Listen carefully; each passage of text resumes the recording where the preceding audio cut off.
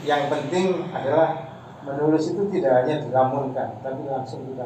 Cuma waktu itu saya waktu wartawan kepingin jadi wartawan itu karena kepingin keluar negeri. Jadi itu katalis ya, mempercepat seseorang untuk mereka menjadi profesional menulis.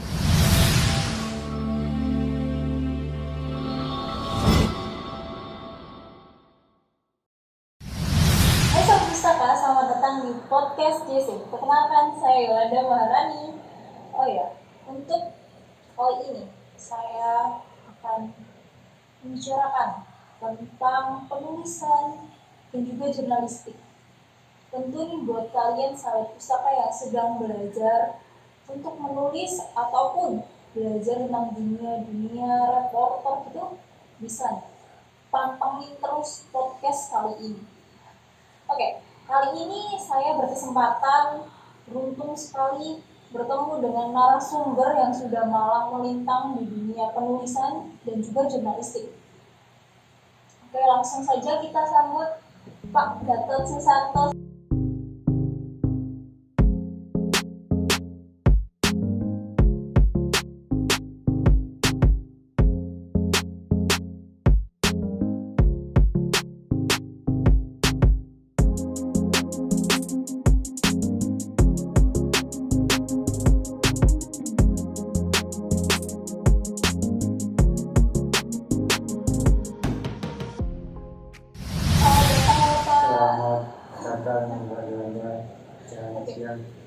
Siang Pak Gatot Susanto ini adalah dulu pernah menjadi pimpinan redaksi di Surabaya Post, betul bukan? Yeah.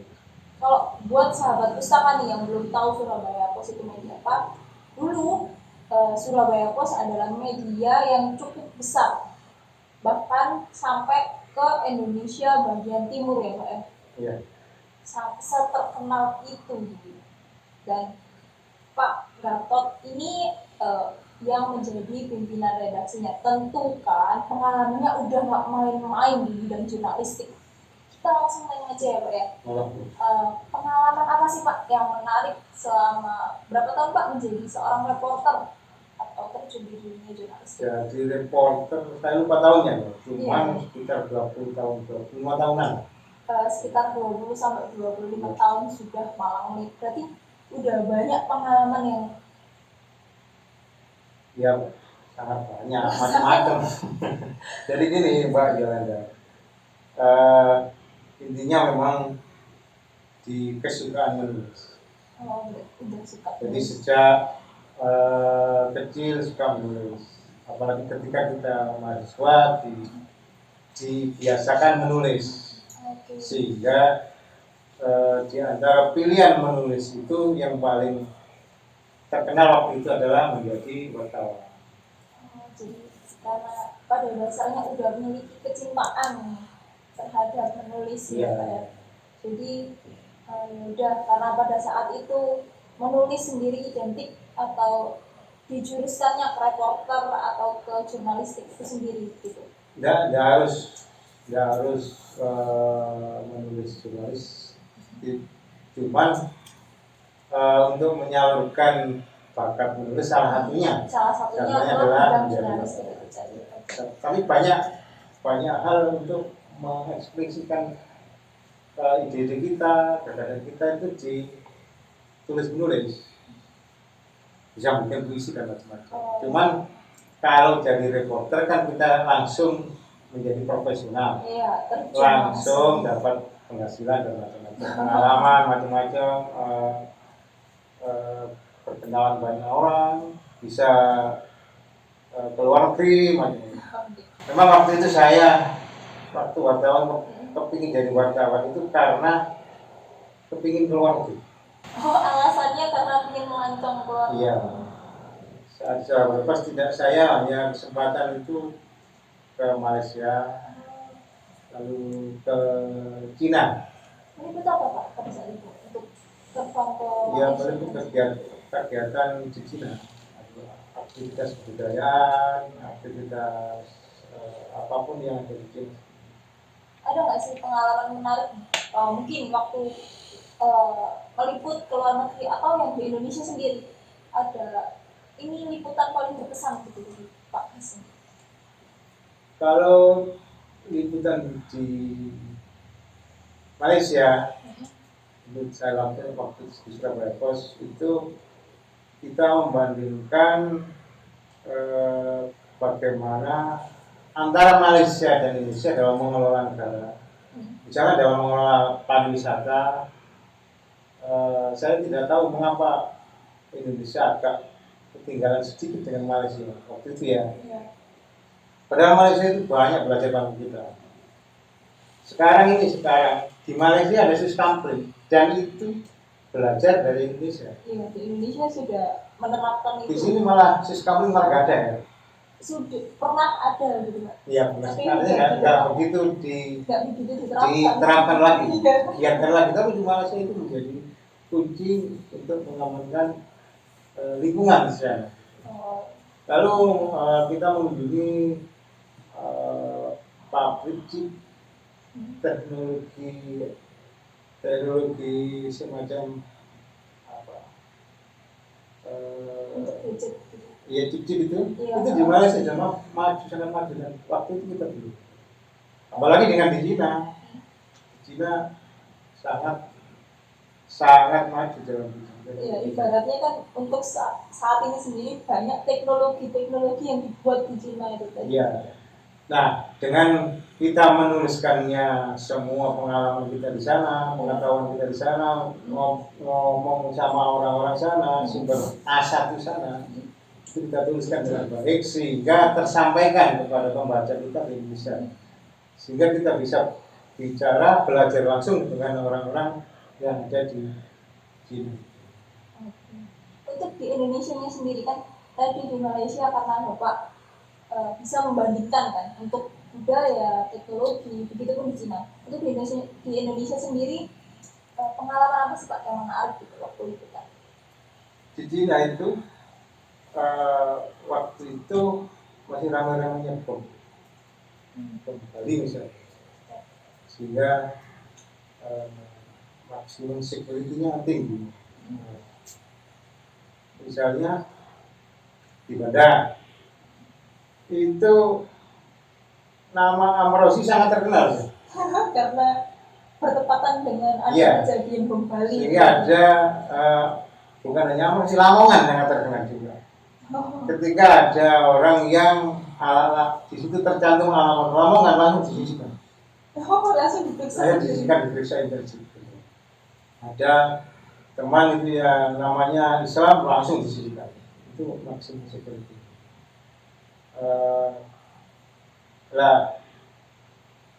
Kita sebenarnya kita dengan memanfaatkan itu kan kita terlalu negatif ya. Kelemahan kita itu tidak bisa memanfaatkan momen untuk hal-hal yang positif gitu. Walaupun momennya itu dianggap negatif gitu. Nah di kita itu semua dibabat. Peniruan di China itu maksimal. Misalnya waktu itu iPhone itu belum launching, tapi di China sudah ada. Ada teman yang beli iPhone di sana harganya murah, walaupun terakhirnya itu tertipu gitu ya. Karena iPhone itu waktu dibawa ke hotel tidak bisa dipakai gitu. Tapi bagaimana dia membuat sebuah teknologi yang mirip sekali dengan produknya itu. Dan memang China sangat dahsyat soal itu, walaupun itu negatif. Nah mungkin kita tidak bisa mengubah sesuatu yang negatif menjadi positif, yang perlu kita pikirkan. Nah dengan menulis pengalaman itu, dengan menulis tradisi orang lain, dengan menulis kebudayaan orang lain, tingkat capaian ilmu pengetahuan orang lain, sehingga kita bisa belajar di sana. Itu banyak. Ini tadi kan sebelum ini ditikkan, saya kan sempat cari-cari Pak ya. Ternyata Pak Has ini sendiri selain pernah menjadi reporter, juga pernah menulis beberapa buku gitu Pak. Iya, Saya menulis itu ya terinspirasi banyak hal. Kalau yang tadi itu saya langsung berkunjung ke Malaysia, ke Beijing. Iya. Tapi sekarang ini kita tidak perlu ke sana untuk berkenalan dengan orang-orang di luar negeri karena ada media sosial dan macam-macam. Iya. Saya punya banyak teman di Amerika, di Australia, di Rusia, di itu malah duta besar Rusia Pak Busro itu teman saya. Kita komunikasi itu sekarang kan sangat canggih dengan media sosial dan itu pahalanya ditulis. Kalau kita bisa menulis dengan baik, teman kita akan sangat banyak. Saya tadi sebelum kesini saya ketemu dengan seorang pengacara yang anaknya itu juara lomba konversisi bahasa Inggris, ngomong bahasa Inggris. Dan dia temannya juga banyak yang dari Rusia, dari Cina gitu. Artinya apa? Semua bisa diawali dengan menulis. Ketika saya menulis buku itu, yang pertama sebenarnya bukan konspirasi para itu novel itu, tapi buku pengalaman seorang teman diaspora di Amerika. Dia petani di Amerika. Dia mengkampanyekan pertanian organik Indonesia di Amerika. Membawa Iya, jadi pertanian ala Indonesia ini yang organik, namanya Pak Syarif Saifullah itu di sana disebut sebagai Pak Tani Philadelphia, sebuah kota di negara bagian Pennsylvania di Amerika, yang dia di sana lebih dikenal sebagai Pak Taninya daripada pekerjaannya sebagai chef di sebuah rumah sakit. Daripada pekerjaan utamanya yang chef itu Iya. malah Pak Tani karena Sebagai membawa petani, teknologi pertanian organik. Iya, pertanian organik. Dia sampai dikasih lahan sama Pemkot untuk dikelola, tapi karena dia jatuh lahannya dikembalikan lagi. Dan itu bisa ditulis dengan baik sehingga menginspirasi seseorang untuk menjadi petani tidak harus di desa, tapi di kota. Sekarang musim urban farming ya, itu yang termasuk yang melopori di sana adalah Pak Syarif itu, Pak Tani. Nah itu yang saya tulis. Pertama saya tulis feature saja di koran saya waktu itu di Duta Masyarakat. Saya juga pemimpin redaksi di Duta Masyarakat. Waktu saya tulis dari tulisan saya itu sekarang Pak Tani banyak diundang oleh orang-orang di Indonesia sendiri untuk menginspirasi untuk berfarming di Indonesia maupun di Amerika. Bahkan lahan di sekitar pertaniannya itu dijadikan semacam pilot project untuk kunjungan anak-anak sekolah, anak-anak Amerika. Untuk memberikan pengetahuan lah Ya. mereka gitu ya. Ya. Lagi-lagi itu karena kita menulis banyak. Jadi dari menulis sendiri itu sebenarnya kita membuka banyak pintu ya, Pak ya. Iya. Kita membuka banyak pintu. Kita bisa belajar hal-hal baru dari menulis. Ya, jadi menulis ini satu pentingnya menulis satu selain untuk mengekspresikan gagasan. Jadi satu bisa dijadikan alat untuk mencari nafkah. Kalau kita profesional di situ, misalnya jadi wartawan. Sekarang kan banyak wartawan yang profesional, yang tidak sekedar hobi, Iya. tapi sudah menjadi konglomerasi orang-orang wartawan ada yang kaya-kaya kan. Kompas ada Pak Yakub Utama, ada Pak Dahlan, yang semuanya sukses karena tulisannya. Sukses di dunia menulis gitu. Ya, selain itu, selain wartawan banyak lagi. Salah satunya yang menulis. Saya menulis novel itu secara teknis belajar dari Mbak Asma Nadia. Oke, iya. Mbak Asma Nadia secara teknis. Saya juga ikut kelompok menulisnya beliau yang diajar oleh suaminya Pak siapa lupa saya. Jadi Mbak Asma Nadia tulisannya itu ada suaminya. Dan di situ banyak penulis. Saya lihat dari kebiasaan mereka, anggota para penulis itu banyak dari yang anak sekolah, mahasiswa sampai TKW. saya dari grup itu akhirnya saya menjadi guru mereka karena sebagian dari mereka itu membuat grup sendiri menjadikan saya pelatihnya. Salah satunya itu adalah seorang pembantu rumah tangga. Yang TKW gitu.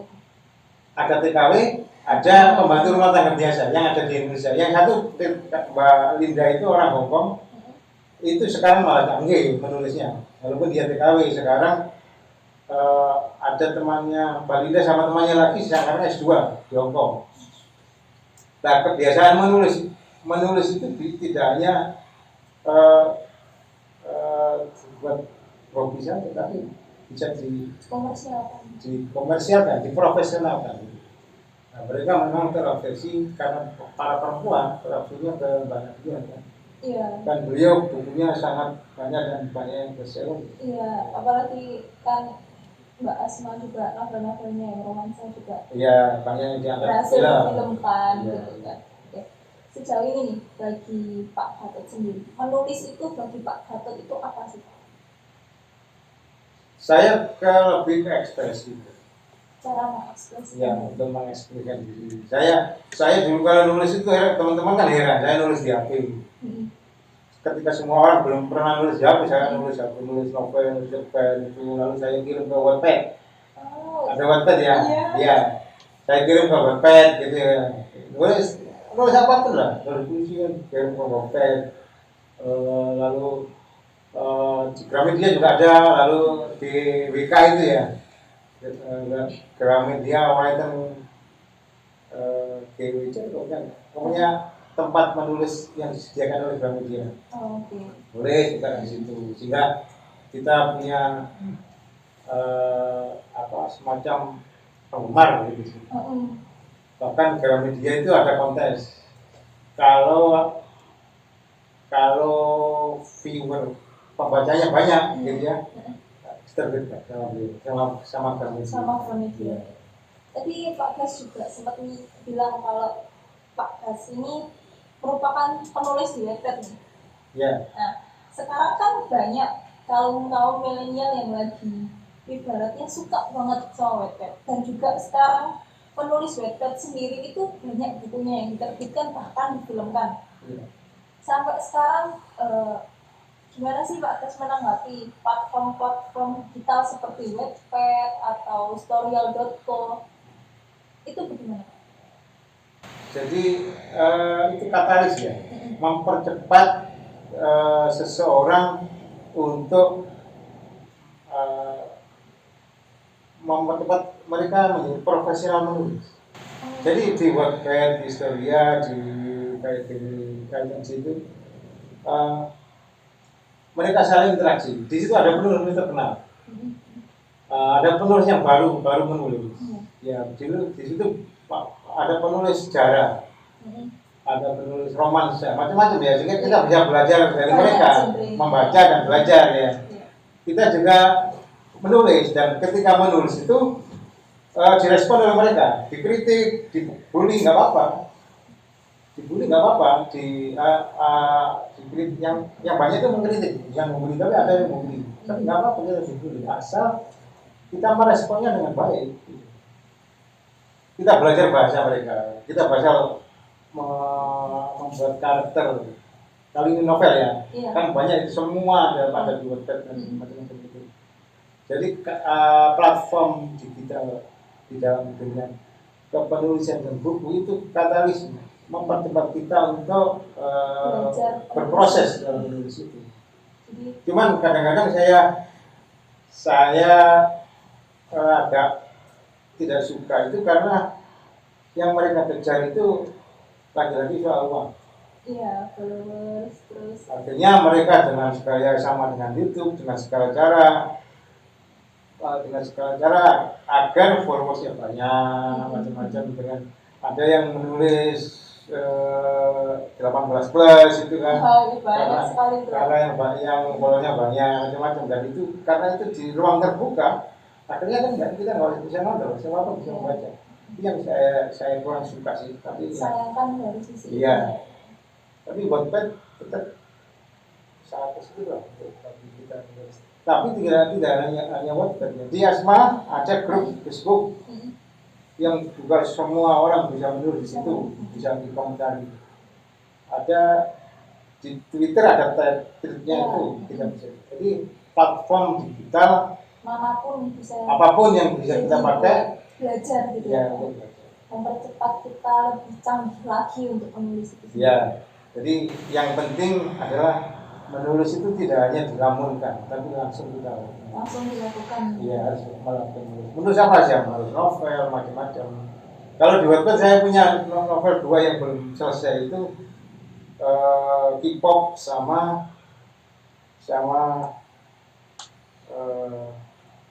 santren.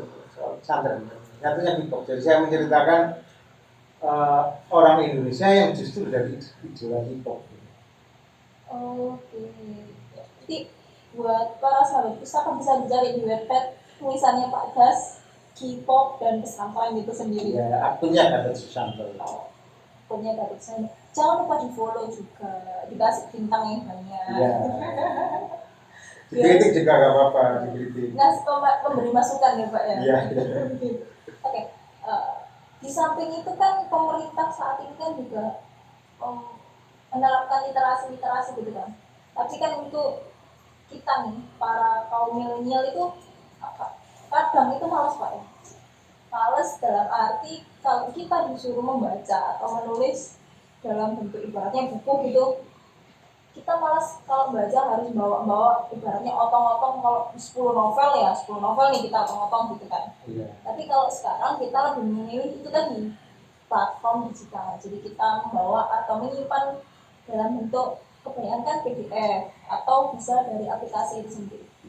Nah, menurut Pak Kas sendiri nih, kalau nantinya platform digital ini semakin besar dan semakin diminati, gimana nasib dari buku-buku ini?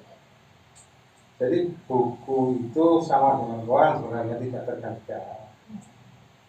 Sekarang koran cetak tetap menjadi basicnya orang membaca berita, walaupun ada media online yang sangat banyak. Iya. Sangat banyak. Pustaka JC juga media online selain platform buku ya. Iya. Nah, buku tetap buku cetak ya, tetap akan diminati. Misalnya begini, setiap penerbit itu punya platform yang menyediakan e-book. Bahkan bukan hanya penerbit, Pemda itu punya perpustakaan e-book. Kayak di Jakarta itu aja di kalau nggak salah. Itu semua buku ada. Tapi kita harus membeli kalau membaca itu. Sama kayak buku gitu. Ya kayak buku itu. Tapi membeli itu kalau kita membeli di misalnya perpustakaan Jakarta itu kita bisa men-share bukunya itu ke teman-teman.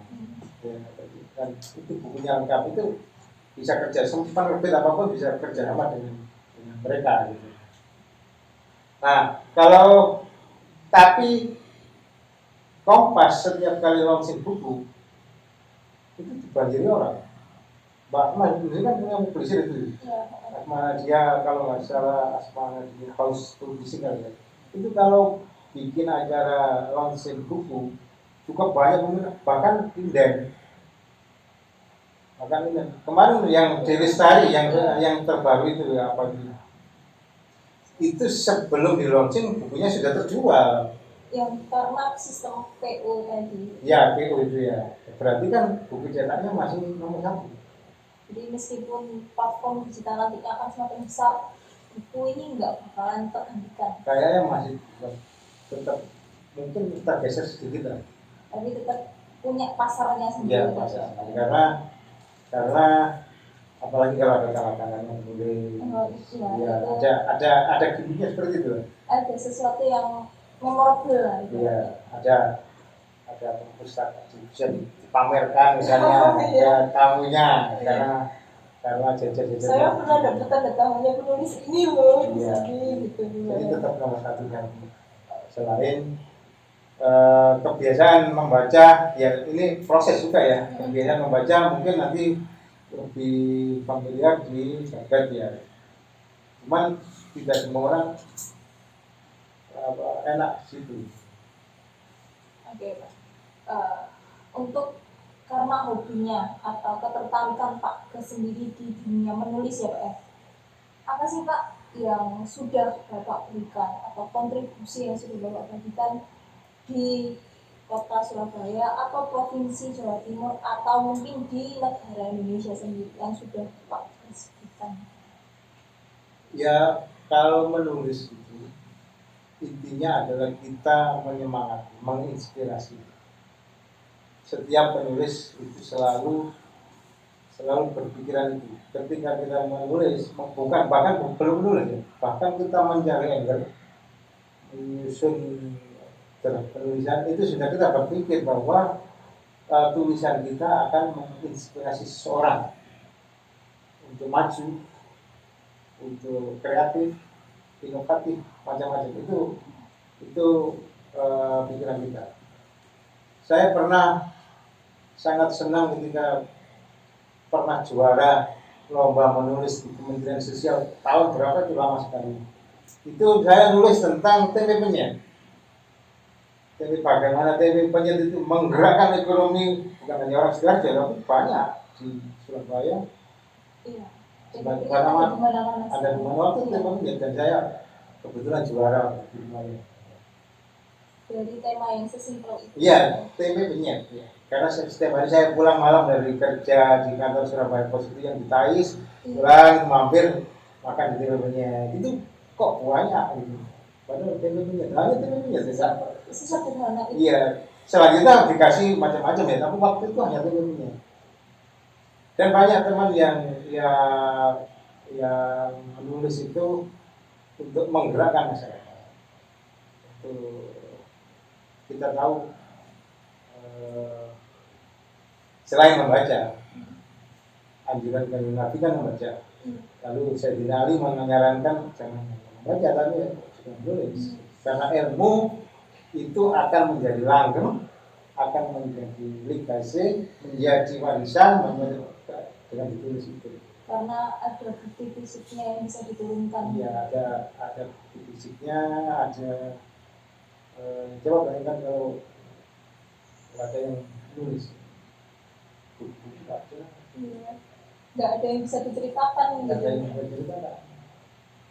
Berdasarkan kalau semua kan orang-orang kalau bercerita saat ini kan berdasarkan katanya gitu kan nggak ada yang percaya kecuali ada bukti fisiknya tadi. Oh ini kisahnya ini kayak gini gitu ya. Ya karena salah satu peradaban tertinggi manusia itu justru di Indonesia.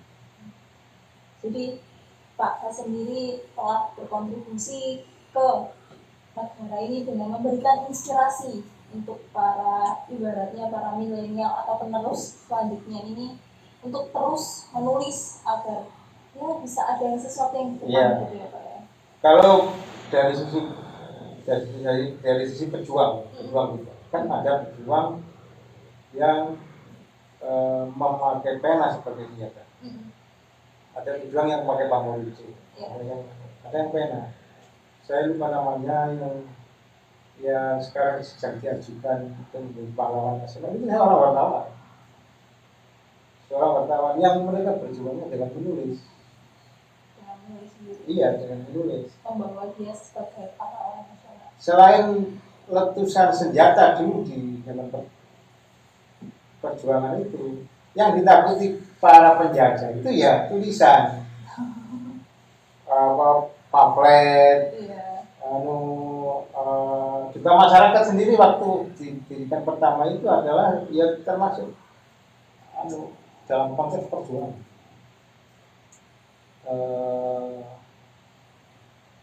Oleh para ulama itu selain kita berjuang fisik itu dengan menulis. Dan ulama itu sendiri banyak, Pak Munasir itu juga jago menulis. Lalu apalagi Gus Dur sangat jago menulis. Dan inspirasi juga. Dan tulisannya menggerakkan semua.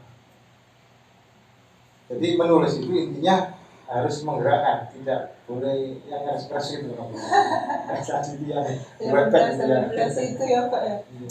Ingat nih, jadi untuk sahabat pustaka yang mau belajar menulis, tulisannya itu harus punya kisah atau enggak harus ada sisi penggeraknya gitu ya Pak. Ya, yang menggerakkan. Yang Jadi menggerakkan. karena itu bahasa menjadi penting di situ ya. Bahasa itu harus misalnya puitis, tidak harus puitis sebenarnya, tapi puitis boleh. Sekarang ini ada di jurnalisme itu ada jurnalisme sastra. Jadi biasanya yang ditulis dengan di ijaz gitu ya, itu kebanyakan bahasanya sastra. Mengapa pilihan sastra? Karena itu menggerakkan. Jadi sastra itu bagaimana melukiskan suasana dalam tulisan itu menggiring orang untuk merasakan situasi itu. Dan situasi itu ketika situasinya menjadi baik, orang akan tergerak menjadi baik. Itu jurnalisme sastra. Digiring terus dengan bahasa-bahasa itu menjadi goalnya tulisan itu sendiri. Entah itu baik atau buruk ya, tergantung tulisannya. Tapi tulisan itu akan kesana. Jadi lebih baik kalian itu menulis yang baik gitu, Ya. yang menggerakkan, mengarah ke hal yang positif ya. Untuk sebagai akhir nih Pak dari podcast kita kali ini, jadi Pak sendiri punya pesan nggak untuk mungkin bagi sahabat pustaka yang baru belajar menulis atau juga yang sedang menulis gitu, apa sih pesan untuk dari Pak Kas untuk mereka? Pesan saya satu aja, menulislah. Jangan ditunggu. Jadi kalau sekarang ada orang yang mau menulis lalu kepingin menulis baik ya, nggak akan menulis dia. Pokoknya menulis saja nih. Yang penting menulis, di mana saja. Saya ingat waktu liputan ke Pak Budi Dharma itu. Pak Budi Dharma itu di mana-mana pakai bawa tulisan dan nulis. Kertas tulis. Nanti bawa disempurnakan di tempat lain nomor 2, tapi dia menulis, kurang catatan banyak. Jadi pesannya untuk sahabat pustaka adalah menulislah dimanapun, kapanpun dan apapun itu. Iya. Pesan podcast kali ini sangat berharga bagi saya juga, tentunya bagi sahabat pustaka juga ya Pak ya. Saya bisa belajar di penulisan sendiri tentang pengalamannya Pak sendiri juga, banyak yang saya dapat di sini, begitupun juga pastinya untuk sahabat pustaka. Untuk episode kali ini saya rasa cukup ya. Dan jangan lupa nantikan episode-episode dari podcast JC selanjutnya. Oke, saya Yolanda Maharani dan Pak Kas. Pamit undur diri, dan jangan lupa subscribe di bawah, komen, dan like. Jangan lupa di-share buat ke teman semuanya, di-share sebanyak-banyaknya. Dan klik loncengnya. Oke, klik lonceng, diingetin sama Pak Kas sendiri supaya klik dapat loncengnya. update podcast yang terbaru. Dapat update dari podcast JC. Oke, terima kasih. Saya pamit undur diri. Wassalamualaikum warahmatullahi wabarakatuh. Bye bye. Assalamualaikum.